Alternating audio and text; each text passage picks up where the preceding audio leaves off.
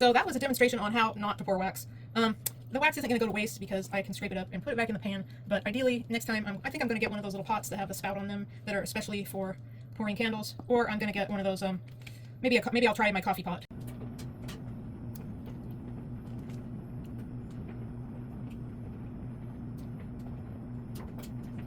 Yep, these candles have sinkholes, which is a normal, common thing that happens if you make candles. You experience this, no doubt.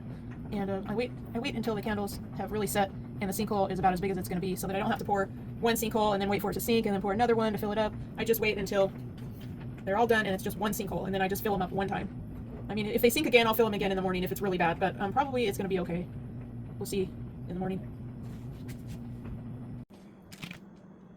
Okay, so this is the candle unveiling. And I already know, because I opened a different one, that this candle has got a lot of pits on it. And from what I understand, pits is from it cooling. Could be from several different things. From it cooling too fast, or that you stirred it too much, and you stirred it, you caused air bubbles. At any rate, I'm going to try to work with this candle, however it turns out. And I'm sure it's not totally a lost cause, because there's stuff you can do still, even if it has pits, which it is covered with pits. I'm not unhappy with the color, but yeah, it's going to need some work.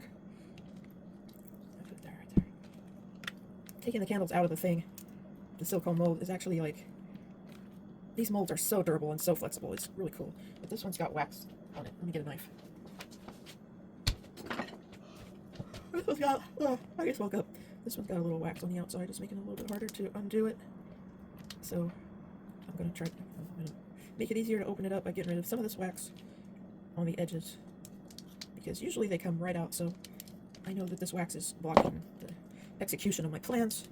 Wow, this one's really tight, but if you get your fingers under it like that, it'll be fine. It'll be just fine. And then you just kind of got to get used to this. You just got to, like, these molds are really flexible. You just got to get your hands under there.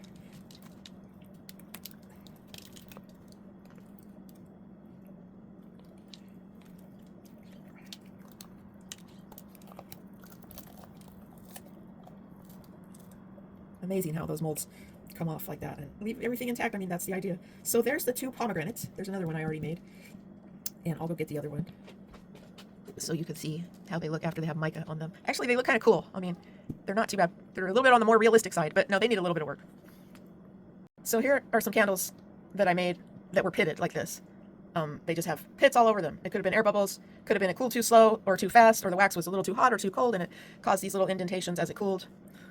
But you can still work with a candle like this, and like these are candles that were extremely pitted, and first I used a heat gun on them, and for me a heat gun is a blow dryer, and it kind of smooths out some of the pits. And then when you don't even have to do that, you can just go straight to the mica. This is mica.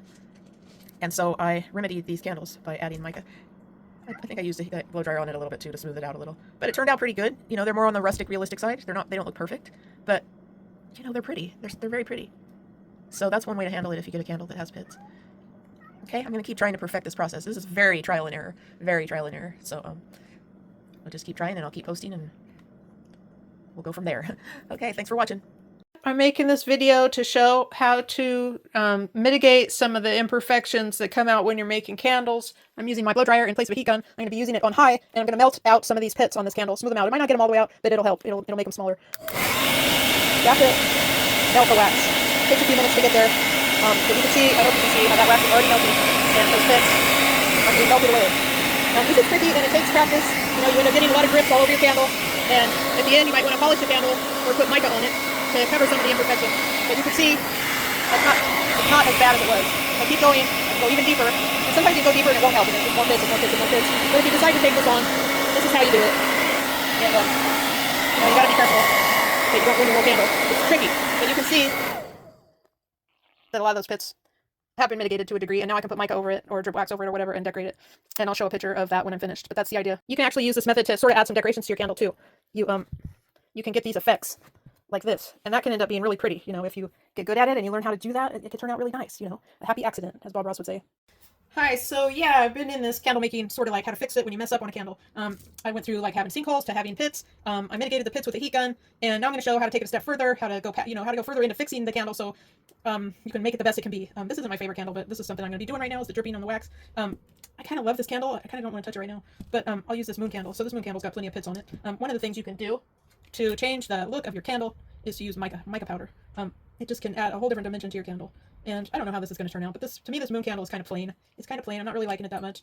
So I'm going to add mica to it just to make it look a little, I don't know, it's kind of boring to me. Now I got a black spot on it, but that's all right because this is an experiment candle. Anyways, mica, you just smear the mica right on. You can make it as thick as you want. You can make it as thin as you want. You can make it as metallic. You can make it as subtle as you want. This, I'm kind of turning this candle into sort of like a strawberry, more of a strawberry moon, but it doesn't have to make any sense at all. Now I'm going to get really crazy with it and burn some wax on it. I have a little candle that's already, like, it's a little bit easier to burn a candle. Hang on, oh, here's my lighter. And this is, I'm absolutely just going to go crazy with creativity. I don't care. We don't know how it's going to turn out. We're going to just go as we go and see what happens. But that's what you do. You could either just take a lighter and hold the wax up to it and burn some drips on it, and it'll make it like a blood. You could call it a blood moon candle. Now it's a blood moon. No longer is it just a plain old boring moon with pits in it. Now it's a blood moon. It's got some rose petals that are dropping on it from this candle that I'm burning that had rose petals in it. And, you know, how does it look? Well, it's looking a little on the creepy side. But that's okay because Halloween is coming. Halloween is coming. I don't really care that it's a little on the creepy side. It is a blood, you know, you could say it's a blood moon, so that's how you do it with a candle. No, you could even put some in there to make it look more exciting. Then you can do it like this also, with a crayon. You could just take the crayon, and it's hard because the lighter gets hot, and you have to let it rest. You have to let the lighter rest or it'll start burning your fingers, and it'll be hard to light the second time. So that's another thing you can do to mitigate the pits in your candle. Take the attention off of them and put the attention on something else. Now you have this trippy little blood moon candle. You know, I'm a little off the beaten path with my tastes, so for me this is okay and it works. Some people, this might not be their style at all. That's fine. You can do it on a pillar candle. You can make some really pretty effects on a pillar candle by dripping wax on it and just make it. This was a boring old taper, a white taper, and then I just did some things to fix it up. So there you go, little blood moon candle. I'm not going to decorate this candle yet because it's already got drips on it, and I don't want to mess it up by trying to hurry. But that's how you do it. You just drip the wax on it, and it changes everything. So I'll be back with one final video of some candles that I fixed up from near disaster and how they look now.